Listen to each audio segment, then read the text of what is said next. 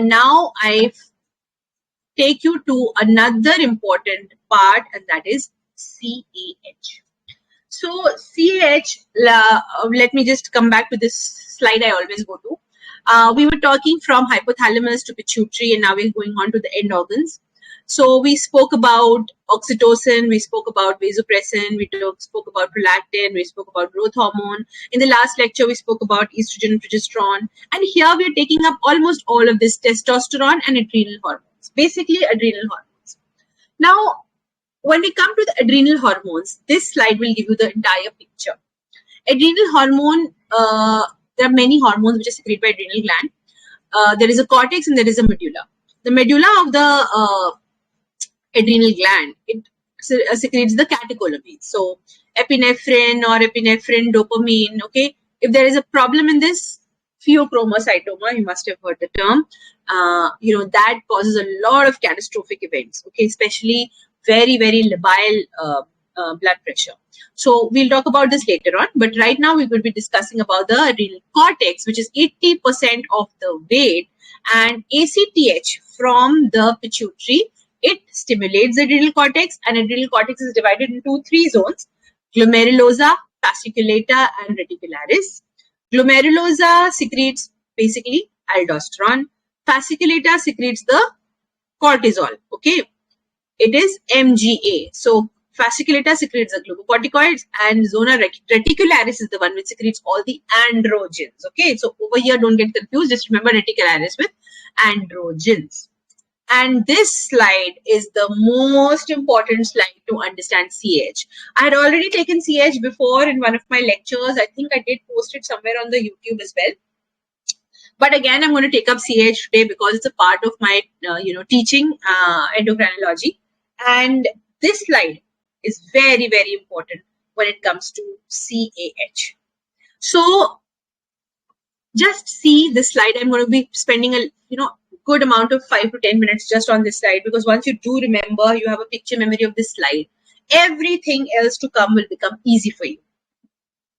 See, what happens in the, let's say, the peripheral tissues or the adipose tissues is that the cholesterol, okay, the adipose, the cholesterol over there gets converted to, with this P450 star protein into pregnenolone. Okay, and then you need these hormones. Do you read these hormones? 17 alpha hydroxylase, 3 beta hydroxylase, hydroxysteroid, 21 hydroxylase, 11 beta hydroxylase. Okay, these are the hormones that convert from cholesterol in different steps into finally what?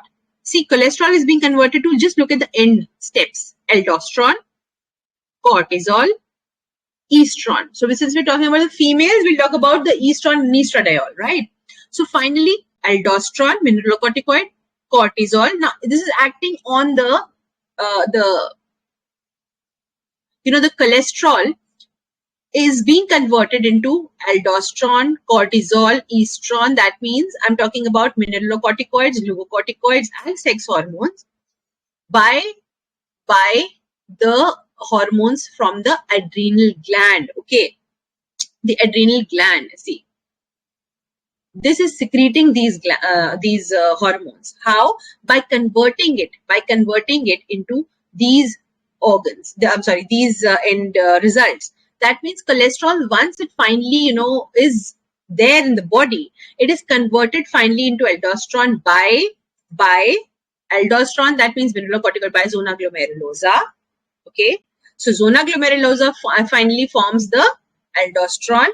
The fasciculata, it forms the glucocorticoids, and reticularis forms the androgen, the sex hormones, not just androgens alone, the sex hormones basically. But from where? How? By these different enzymes. So these enzymes, if they are deficient, this end results will not be formed. That means aldosterone, cortisol, and estrogen will not be formed. So what will form? Suppose the most common CAH is the most commonly caused because of a deficiency of this enzyme, 21 hydroxylase. So if this 21 hydroxylase is deficient, okay, what will happen? There's going to be more of pregnenolone, progesterone finally being converted into 17 hydroxy progesterone. So how do you test for CAH? By announcing a test for 17 hydroxyprogesterone, right? So you judge the level of 7. We just read, okay, 17 hydroxyprogesterone. If it is less than 200, might as well not be CAH. But if it's anywhere between 200 to 1000, what do? You go ahead and do the ACTH stimulation test. So you give 25 microgram of ACTH and then you see the result after 1 hour. So usually the 17 alpha hydroxyprogesterone increases to more than 1000, and that is diagnostic of CAH, be it congenital, be it adult onset. So, so what happens is that the most important thing that you have to remember is that because of a series of steps, cholesterol is being converted into aldosterone, which will not be formed if there is a deficiency of 21 hydroxylase. That means at least this should be formed, cortisol should be formed.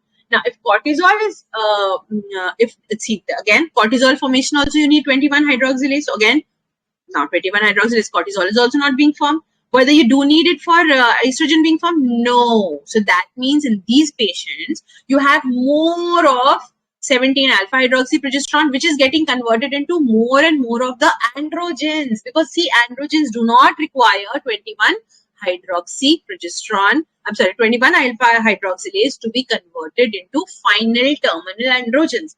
The androgens which are biologically active. Are you seeing that? So because of this, you have more and more secretion and more end organ affected because of increased androgens in the body. So how do you go ahead and detect the CH? Because of the clinical appearance of the patient as a result of hyperandrogenism. So in CH, apart from obesity and pigmentation and muscular mass and virilization, you also have hyperandrogenism and hirsutism. So it's one of the differential diagnoses of hirsutism. So whenever you will go ahead and see the androgens in the body, they're going to be raised. But so will be 17 hydroxyprogesterone, which is very, very characteristic of CAH, not of any other cause of hyperandrogenism. Are you looking at this, guys? And at the same time, apart from 21 alpha hydroxylase, the second most important enzyme, which is deficient in case of CAH patients, is 11 beta hydroxylase. The other one, see, over here and over here, 11 beta hydroxylase. This is most commonly deficient. This is the second most commonly deficient, 21 and 11. And because again, these two enzymes finally form cortisol, finally form aldosterone.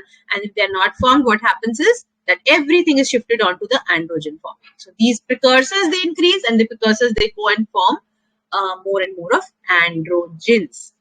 Now, with this background in mind, we have started with the discussion of CAH. So basically, it's an autosomal recessive disorder, results from an enzymatic defect in the cortisol synthesis pathway. Lack of cortisol stimulates excessive ACTH. Now, what happens is that finally, one more thing which I wanted to tell you is that these aldosterone, cortisol and everything, they're deficient in the body, right? Since they're deficient in body, the body is perceiving it, right? That there is no aldosterone, there is no cortisol. So there's more and more of ACTH being secreted. And this ACTH is doing what? It is making the adrenals more and more hyperplastic. So basically, it's actually a misnomer at, congenital adrenal hyperplasia. It should have been deficiency of, easier to remember. Deficiency of 21 hydroxylase or 11 beta hydroxylase. That would have been a right way to remember it. So congenital adrenal hyperplasia is nothing but deficiency of 21 hydroxylase. Remember it like that. Deficiency of 21 hydroxylase enzyme. So, lack of cortisol stimulates excessive ACTH production from pituitary, and this leads more and more diversion of precursors to the synthesis of androgens and hyperandrogenism, masculinization, hirsutism. 21 hydroxylase enzyme deficiency is the most common form responsible for almost 95% cases of CAH. Okay, there is a mutation on 6th chromosome, CYP21 mutation on 6th chromosome, and it can occur in one of these three forms. Very important. The classical form is congenital, manifesting as sexual ambiguity, electrolyte imbalance. Very important. Electrolyte imbalance is salt losing form, which is because of aldosterone deficiency, and it can be a neonatal emergency with risk to life of neonate. Then there is a simple virilizing form. Just, virilization symptoms, but there is no electrolyte imbalance. More common. Late onset, the non-classical form. Milder form presenting after puberty with hirsutism, obesity, and some signs of virilization. So there are these three forms, right? Then is 11 beta hydroxylase deficiency, less common, responsible for around 5 to 11% of cases, and mutation is there on 8th chromosome. There is more of accumulation of 11 deoxycortisol and deoxycorticosterone. Patients present with hypertension, hypokalemia, and virilization. And then, of course, there is 3 beta hydroxysteroid dehydrogenase deficiency, which is over here. This one, the first most important one. In this case, I don't think your 17 hydroxyprogesterone will also be raised, because if there is a test for pregnenolone only, that will come positive. Now, what do you think? Now, you think about it, that aldosterone is not being formed, cortisol is not being formed. There is a deficiency of these two. Okay. Right. So, there is one in which there is deficiency. There is one in which there is excess. CAH, congenital adrenal hyperplasia, looks like it's an hyperplasia of adrenal gland. There should be more of steroids, right? Actually, there are more of androgens, less of steroids. Okay. So because of that, you have more of androgens there. So there is in typically classical form, you have ambiguous genitalia, non-palpable gonads, sometimes even salt losing crisis with a lot of vomiting, dehydration, hypoglycemia, hyperkalemia. Okay. But in the milder forms, there's going to be, or adult onset, there's going to be obesity, hirsutism, hoarse voice, muscular physique, menstrual disorders, especially manifesting after puberty. So comes the question of diagnosing CAH. So prenatal diagnosis, of course, with the history of CAH in family, you can go ahead and do the CVP, the chorionic villus sampling. It reveals 17 alpha hydroxyprogesterone is more, androstenedione is there, 11 deoxycorticosterone is more. Then there are specific gene mutations which can be mapped by molecular studies, okay, by CVS.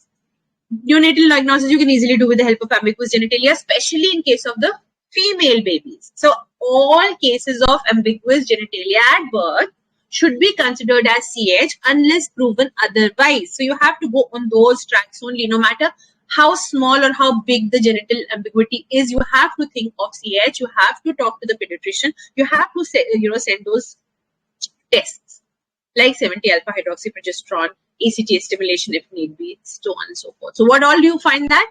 You can find clitoromegaly, you can find penile hypospadiasis, labial fusion, okay. Then you might even have metabolic disturbances. The patient, the baby is continuously vomiting. There's going to be dehydration. You always watch for the salt losing, endocrinopathy it's called as. So be very careful about those babies who are continuously vomiting. They are having diarrhea, episodes of diarrhea. So go ahead and look for signs of hypoglycemia, or at least go ahead and order these tests for hyperkalemia, hypoglycemia, hyponatremia, salt losing variety. And of course, karyotype should definitely be done to make a complete diagnosis. Usually it comes out to be 46XS. And here I'm showing this path again, because now I'll be talking about the hormonal tests. So serum 17 hydroxyprogesterone levels on day 2 of life, they are usually between 3,000 to 40,000 in cases of patients with this problem. Increased urinary secretion of pregnantriol and 17 ketosteroids. Now that you'll have to do by urine tests. Ultrasound and MRI, why should they be done? In case of ambiguous genitalia, to see if there are any, what is the status of the gonads, or if there's any other tumor developing inside, because right now you do not know if it is CH alone or there's some other virilizing tumor inside. Late onset CH, what do you see? Investigations, you'll have to go for the same investigations, that is 17 hydroxyprogesterone, MRI, ultrasound, urinary pregnantriol, 17 ketosteroids. But the levels of more than 800, okay, they are diagnostic of late onset 21 alpha. You don't have to go for these ranges of 3,000, 40,000, so on. 800 and above can be pretty diagnostic of CAH. And there was one thing that I already spoke before. I spoke about this, this ACTH stimulation test before. All right. So that thing has to be kept in mind, that if the level of 17 alpha hydroxy is between 200 to 1000, you can go ahead and give an ACTH stimulation test. And then the level of ACTH, the 17 hydroxy progesterone, suddenly shoots. So if it's in this range, then 3000, 40,000, then definitely it is CAH. So how do you treat a patient with CAH? So I think when I was speaking about this fetal therapy, I spoke about giving the patient, the mother, like we do give in case of hypothyroidism, we give L-thyroxine supplementation to the mother, okay, and we anticipate that there shouldn't be any deficiency of thyroxine hormone to the baby. In a similar method, now in case of CAS, there's going to be deficiency of a few hormones in the baby. So how do you finally, kind of predict? There may be a familial problem. There could be a previously born baby with CAH, and you've already diagnosed it through CVS. This is a CAH baby. So what you do for a patient like this is that you administer the mother. Dexamethasone, 0.5 milligram thrice daily throughout pregnancy, so that when the baby is born, there shouldn't be any salt losing enteropathy. There shouldn't be any congenital, problem with the genitalia. The baby should be all right, and then we can see what we can do with the baby. We maybe have to supplement the baby with these hormones lifelong, but at least till the pregnancy, till the baby is born ex utero, we do have some supportive treatment to give. So it's a part of fetal therapy. And neonatal treatment now. As salt losing CAH is a neonatal emergency, immediate replacement therapy started to the newborn as follows. How do you do that? You give hydrocortisone 10 milligram per day in 3 daily divided doses, or you give prednisolone,